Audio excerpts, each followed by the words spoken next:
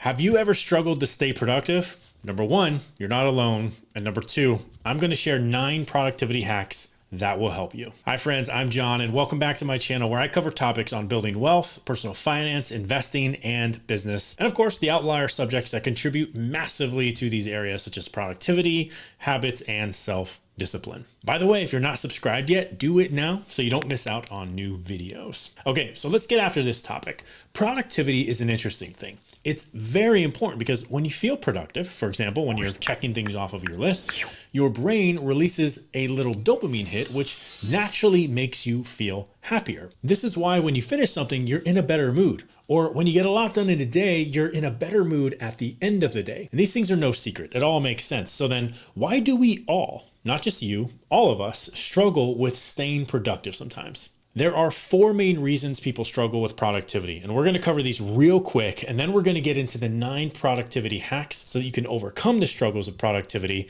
and start getting things done and become more successful. Number 1, you have too many distractions going on. Social media is pulling at your attention strings. The news has you hooked. Video games have you fiending. Text messages and emails got you chomping at the bit to reply. I mean, it's a distracting world we live in. And by the way, did you know you can be distracted from going to bed even? That's right. That smartphone or tablet of yours will mess you up if you let it. And that leads us to the second reason you might be struggling with productivity. Man, that little mobile device is up. Number 2, you're starting too late in the day. Staying up late, waking up late, constantly saying things like, "Gee, Bob, there just aren't enough hours in the day."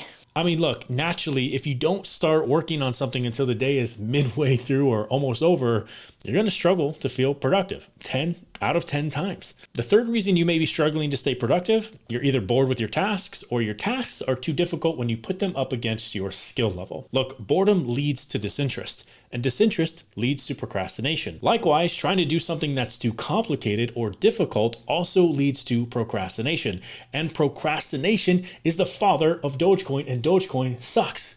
What?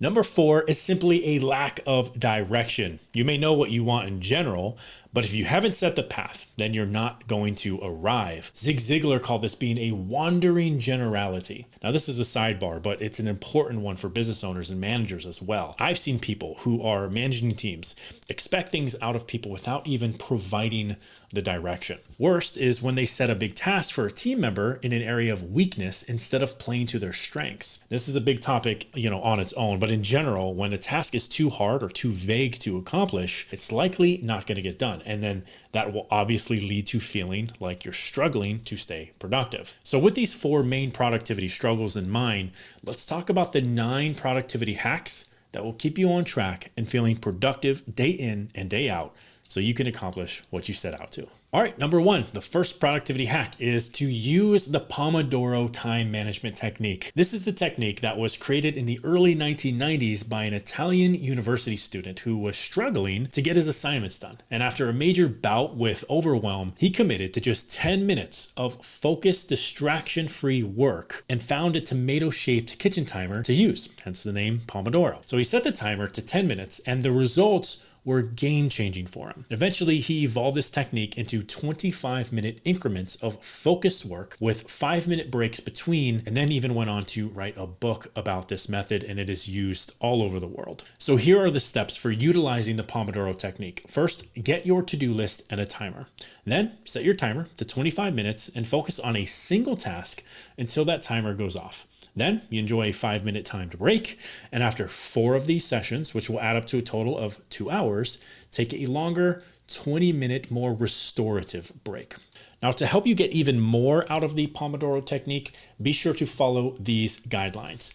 Break down your bigger projects that take longer than 4 total Pomodoro sessions into smaller tasks, which will help ensure you make progress on them. Small tasks should be put together so that if you have a task that takes shorter than a single 25-minute Pomodoro session, you can move right into the next one. And once you're in a Pomodoro session, commit to only working on your task until that timer rings. There's no writing, no responding to texts or emails or messages anywhere. There's no checking social media. Nothing except focusing on your tasks at hand. Try the Pomodoro time management technique for just a day. Commit to just 8 of those Pomodoros, which is a total of 4 hours. So that's technically half a day. And as long as you follow the guidelines, you'll experience how effective it really can be at boosting your productivity. By the way, the 8th habit will make your Pomodoros at least 3 to 5 times more effective. So be sure to stick around for it. The second productivity hack is to simplify your task list into what are called power lists. Rather than have a bunch of items on your list and risk not completing some of them, create a list that consists of your top 3 to 5 crucial must-do items. And I give credit where it's due. This is a concept that I first learned from an entrepreneur named Andy Frisella. And I'll link his podcast episode on this subject down in the description if you want to dive in a little deeper on it. But frankly, this one has been an absolute game changer for me. Now, it's possible that you have a couple smaller tasks nested under each of the more critical tasks that make up your power list. But the idea is that by having only 3 to 5 must-do items, you're forced to think about what really matters when it comes to what you want to get done for the day. And by doing so, you have a higher chance of getting those items actually done. Of course, the benefits of this are obvious, like those dopamine hits that enhance your mood, as well as really starting to compound your daily discipline. And at the end of the day, compounding meaningful action is what moves mountains.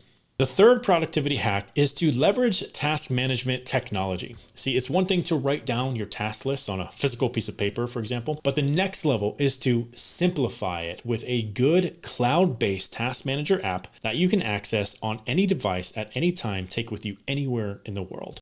Now, I've used pretty much every task management platform out there, from Asana to Trello to Kanban to Workflowy to Teamwork to Todoist, Notion, AnyDo, Toodledoo, I mean, you name it. But what I've been using a lot lately that kind of stemmed from just wanting to test run the software and has kind of turned into my daily driver is Microsoft To Do. It's free, it's cross-platform, so it works on my MacBook, on my iPhone, on my tablet, and on my new Beast PC that I just finished building. And what's most attractive to me about Microsoft To Do is that it is simple. It has everything I need and nothing that I don't need. I cannot stress the importance of simplicity. As the saying goes, simple scales fast. And complicated apps with too many features will inevitably bog you down.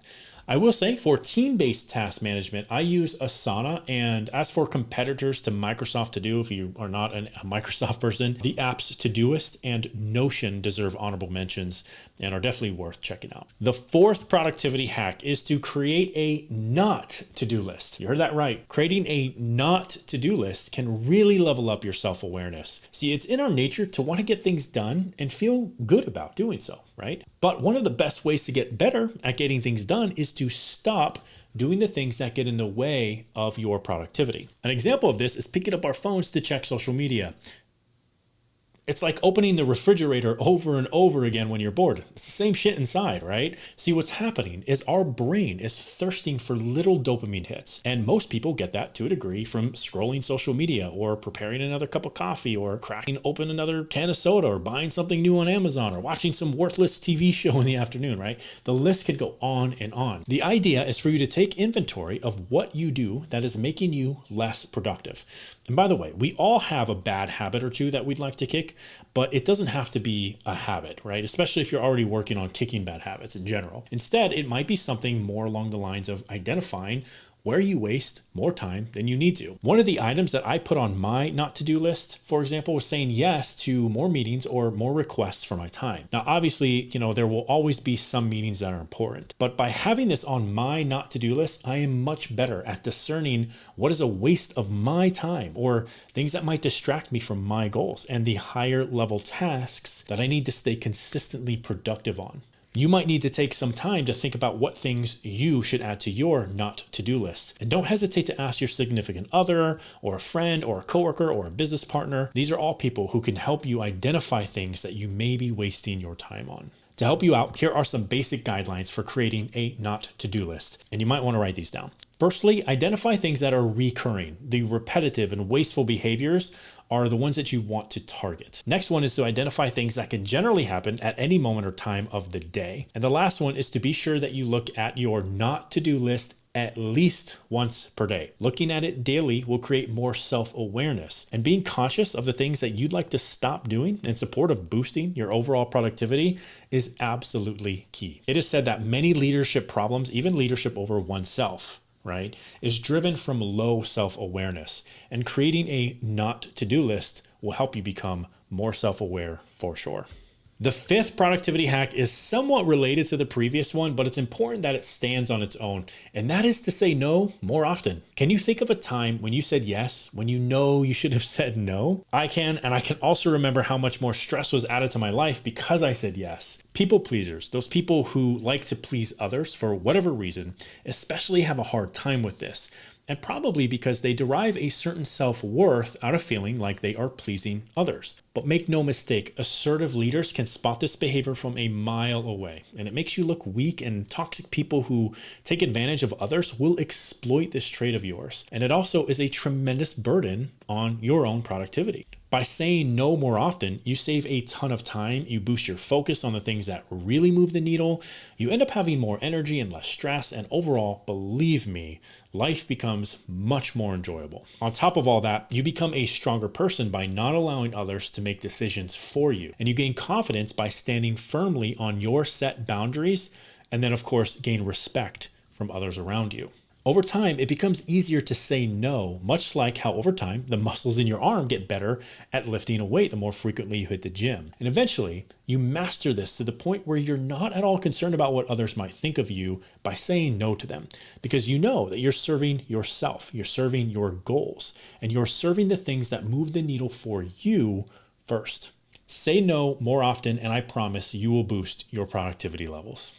The sixth productivity hack is to schedule time for 2-minute tasks. Now, you may have heard of something called the 2-minute rule, which is basically a rule that says when random tasks pop up throughout your day, ask yourself if they'll take less than 2 minutes, and if so, do it right then and there on the spot. Now, this is a cool concept and all, but there's a fundamental flaw with it in my experience, and that is allowing these small tasks to pop up at any time during your day can be extremely distracting, and it can put a total damper on your productivity. Instead of allowing them to command your time at any time, even if it's just for 2 minutes, schedule time between your Pomodoros, ideally after 4 of them, so every 2 hours, where you set aside 10 minutes or so for knocking out these 2-minute tasks, like for example, responding to a text or an email or a Slack message. If the task will take longer than 2 minutes, then add it to your list as a future to-do item, and then prioritize it in where and when it makes sense. Now, this does require some discipline in the beginning to get used to this, but if you give it a try, you'll experience how much more productive you are when you schedule time for your 2-minute tasks. The seventh productivity hack is a short one, and it is to start with the suck. Self-development author and speaker Brian Tracy teaches us to eat that frog, which is actually the title of a book he wrote, which essentially means knock out the hard or more important tasks first thing every day so that you're left with the things that feel easy to get done in comparison. And this is supported by the Pareto principle, also known as the 80-20 rule, which states that 80% of our results come from 20% of our efforts. So if you apply work to the top 20% important items in the beginning of your day, it'll have a much greater positive effect overall on your day and your results. Now, just to be fair and highlight the counterpoint, there is a camp out there that says to do the opposite, which is to start with the smaller, more easier tasks so that you can build up momentum, which is said to reduce procrastination. Both ways could work, and I would say just try them both out and figure which one works best for you, because experimentation is a thing when it comes to becoming more productive. But for me personally, I find the 80-20 rule to be true, so I like to knock out the bigger items first, and so that's why I'm recommending that route. The eighth productivity hack is to use background music to drastically increase your focus. Now, there are 2 services that were specifically created for this purpose that I've used, and I can recommend either of them. One is called Focus at Will, and the other one is called Brain.fm. Both of these services claim that their focus music is backed by research. And both companies have white papers that you can dive into to learn more about how they've studied brain activity and focus as it relates to music. Personally, when I use focus music during my Pomodoro sessions, I feel like I'm easily 5 times more productive than I am without. I'm much less likely to be distracted by something in my environment, and I find that it significantly reduces how often my brain wanders away from the task at hand, which is a game changer for entrepreneurs and people who might have ADD. Now, there are free alternatives to Focus at Will and Brain.fm. Both Spotify and Apple Music have channels and playlists that are geared towards focus. If you just search the word focus on those platforms, you'll come across them. But I seriously recommend you try either Focus at Will or Brain.fm, as they specifically tailor their product towards effectively keeping your brain focused when you want it to be. All right, the 9th productivity hack is to take time to rest and nurture your hobbies. And when you rest, ask yourself, what is not lighting me up in life? And then create a plan and start to do less of that. And then ask yourself, what is lighting me up in life? And then create a plan to do more of that. Look, if you have a hobby or a passion that you've been stuffing down, your mind and your body is well aware of that. And as a result, you become less happy and certainly less productive. And then that flows outward into every area of your life, not just work. It could be something related to expressing more of your creativity. Maybe it's picking up a music instrument that you've wanted to get better at playing. Maybe it's building more things with your hands. Maybe it's playing a sport. Maybe it's getting out of the house and spending more time outdoors, or traveling, or spending more time with friends.